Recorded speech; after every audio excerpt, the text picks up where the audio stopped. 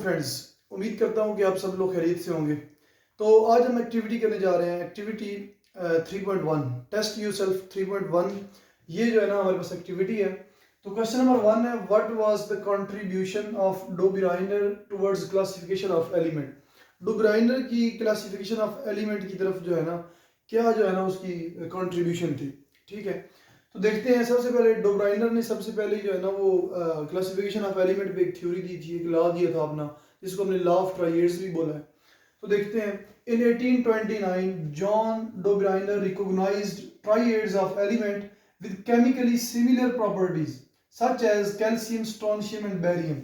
ये एग्जांपल जो है ना मैंने इसके अलावा जो पहला लेक्चर है उसके अंदर भी एक्सप्लेन किया है, कैल्शियम, स्ट्रोंशियम और barium. Okay, and showed that the properties of the middle element could be predicted from the properties of other two, as the middle element has average atomic mass of other two element। इसका मतलब ये है कि John Döbereiner जो था उसने क्या recognise किया, उसने एलिमेंट को जो है ना एक ट्राइएड की फॉर्म में, यानी कि एक ग्रुप की फॉर्म में क्या किया, सारे एलिमेंट्स को एक ग्रुप की फॉर्म में किया। यानी कि ग्रुप में कितने एलिमेंट थे, 3 एलिमेंट थे, और 3 एलिमेंट में से जो मिडल वाला एलिमेंट था वो क्या था, उसका जो एटॉमिक मास था वो बाकी दो जो थे एलिमेंट थे उनसे जो है ना उनका क्या था, एवरेज एटॉमिक मास था, जो दरमियान वाले का था। तो इसके अलावा जो है ना जो प्रॉपर्टीज थी मिडल वाले की, वो बाकी जो दो थे उनकी प्रॉपर्टीज से क्या थी, मिलती जुलती थी। सही हो गया। आगे क्वेश्चन नंबर 2 है, how Newland arrange the element. Newland ने एलिमेंट को किस तरह अरेंज किया। तो ये भी हम पढ़ चुके हैं, लेकिन दोबारा चले देखते हैं, शॉर्ट क्वेश्चन है। He arranged the element into a periodic table with increasing order of atomic masses।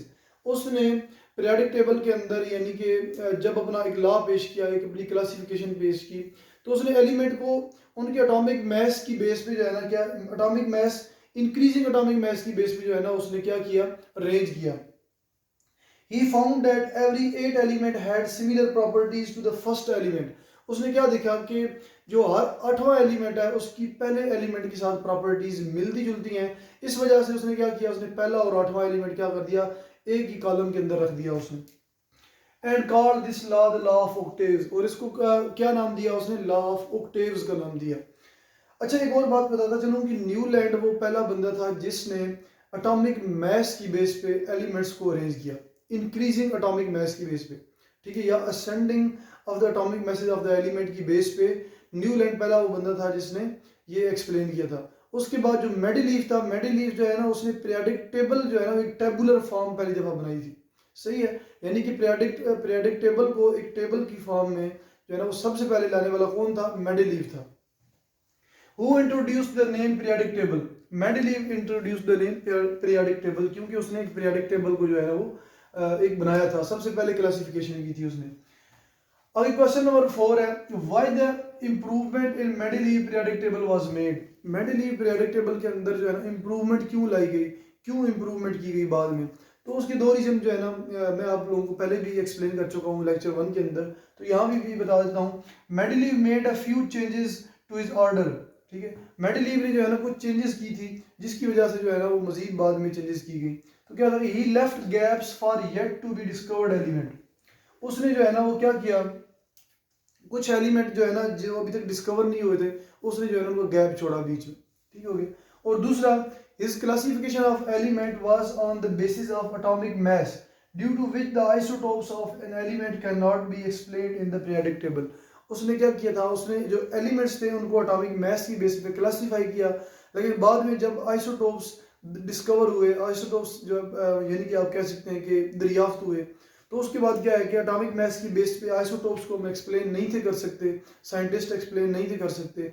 इस वजह से जो है ना वो क्या था कि इस पीरियोडिक टेबल को जो है ना वो डिस्कार्ड करना पड़ा, मेंडेलीव पीरियोडिक टेबल को। तो न्यू पीरियोडिक टेबल जो है फिर वो किस बेस पे आया, एटॉमिक नंबर की बेस पे आया। ठीक है, आगे चलते हैं क्वेश्चन नंबर 5 की तरफ। क्वेश्चन नंबर 5 है मेंडेलीव पीरियोडिक टेबल, यानी कि स्टेट मेंडेलीव पीरियोडिक टेबल। तो Mendeleev periodic table can be stated as properties of the element और periodic function of their atomic masses. यानी जितने भी एलिमेंट्स हैं उनकी जो प्रॉपर्टीज हैं वो किससे डायरेक्ट लिंक्ड है, उनके एटॉमिक मैसेज से डायरेक्ट लिंक्ड है।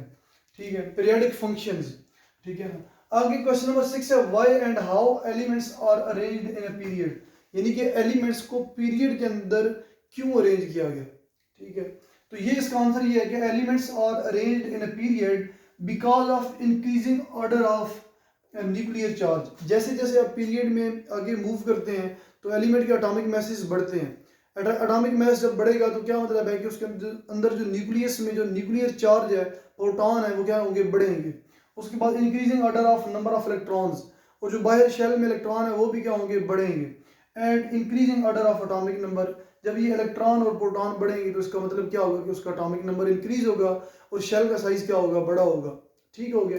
तो ये जो चीज़ है, इस वजह से हमने क्या किया कि एटॉम, चूंकि जितनी भी क्लासिफिकेशन हुई डोब्राइनर ने की, या फिर उसने, सॉरी डोब्राइनर ने नहीं, न्यूलैंड ने जो की atomic mass, increasing atomic mass की बेस पे, और उसके बाद मेंडलीव ने की, तो ये दोनों जो है ना, ये किसकी बेस पे की गई, इंक्रीजिंग एटॉमिक नंबर की बेस पे।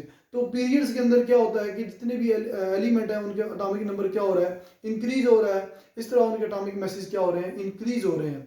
ठीक है, इसी वजह से सब ने इसको क्या किया, यानी कि पीरियड्स में अरेंज किया। तो ये हमारे पास एक्टिविटी कंप्लीट हो गई इस तरह। तो इंशाल्लाह मिलते हैं नेक्स्ट लेक्चर में। एक और बात की यार, इस चैनल को जितना आप सब्सक्राइब कर सकते हैं करें।